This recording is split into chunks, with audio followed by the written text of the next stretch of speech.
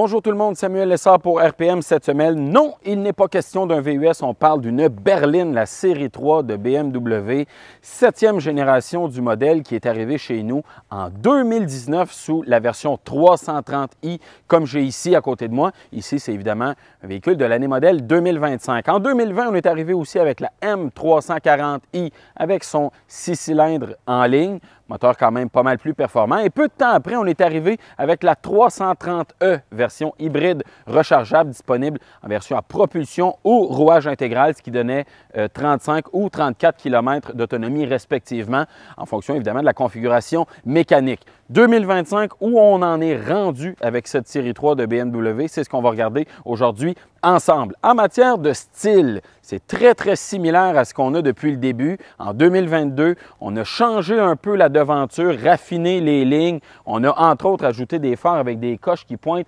vers l'extérieur, signature visuelle qui est immédiatement reconnaissable. À l'arrière, on a changé un peu le pare-choc.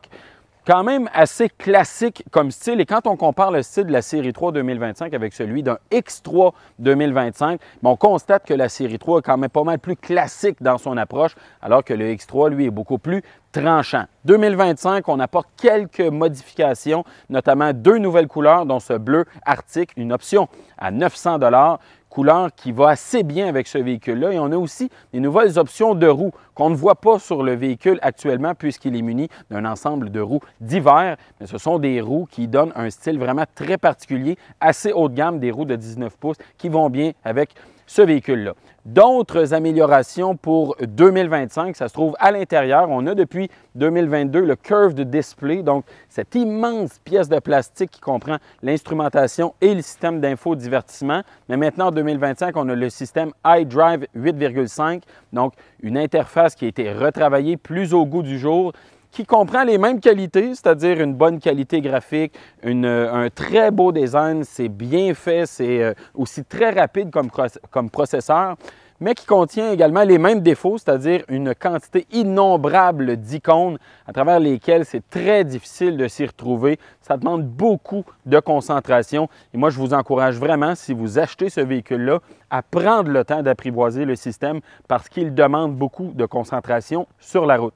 En matière de prix maintenant, ça commence pour la 330 à 58 000 $ et des poussières. On ajoute des options, ensemble premium, la couleur, l'ensemble M-Sport, comme le véhicule ici à côté de moi, des garnitures de bois à l'intérieur. Ça fait monter le prix à 69 300 $, incluant tous les frais de transport et préparation. Et imaginez-vous, à ce prix, quand même assez élevé, on n'a toujours pas de cuir véritable à l'intérieur, on n'a pas des régulateurs de vitesse adaptatifs. Il faut sélectionner d'autres groupes d'options, ce qui ferait monter encore davantage le prix. Donc, évidemment, la catégorie des voitures compactes de luxe ne fait pas exception à la règle. Toutes les voitures sont maintenant plus dispendieuses et le prix de cette série 3 en fait évidemment la démonstration.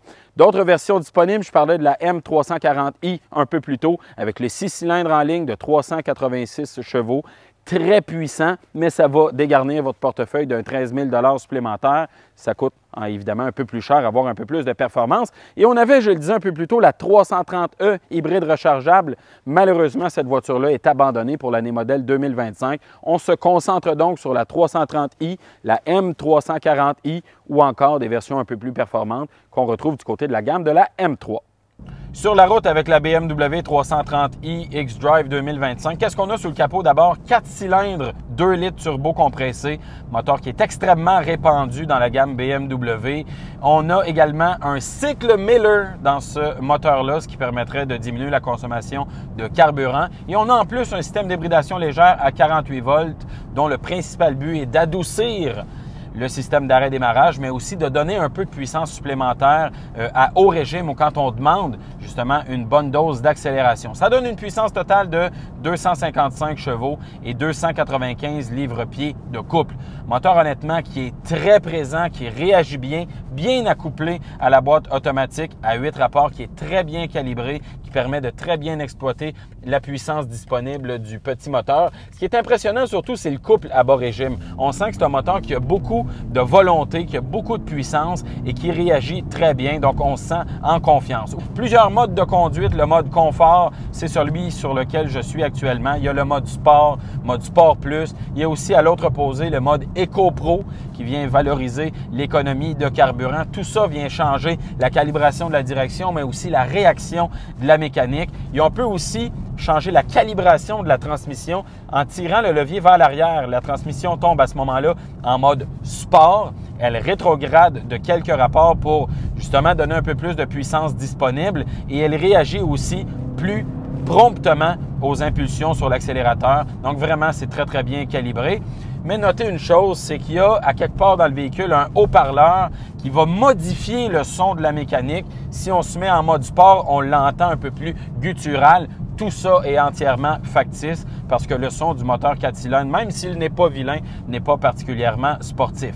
Bon, on a avec ce véhicule-là l'ensemble M Sport. Ça vient avec une direction à ratio variable qui est bien calibrée, qui ne renvoie pas beaucoup de communication, mais qui au moins est précise et rapide dans son exécution. Mais ça vient aussi avec une suspension M Sport. Et ça, c'est peut-être le côté un peu plus ennuyant, c'est que la suspension est quand même très ferme. Le constructeur nous dit ça permet d'avoir une meilleure stabilité, une meilleure tenue de route, tout ça. Oui, mais ça se fait quand même au détriment du confort. Il faut le savoir quand on choisit cette option-là. Et c'est moins pire sans doute avec le véhicule que j'ai actuellement parce qu'il est muni d'un ensemble de roues d'hiver à 18 pouces. Imaginez avec des 19 pouces, ça cognerait encore plus fort. Consommation de carburant, je suis à 8,2 litres au 100 km après plus de 200 km avec le véhicule. J'ai circulé sur autoroute, en ville, tout ça. Bon, c'est quand même correct comme consommation, mais j'ai testé récemment le X3 2025 de BMW et j'ai obtenu exactement la même consommation. Donc, il n'y a pas forcément de gain parce qu'on est à bord d'une berline. Est-ce que c'est un véhicule qu'on continue de recommander? Oui.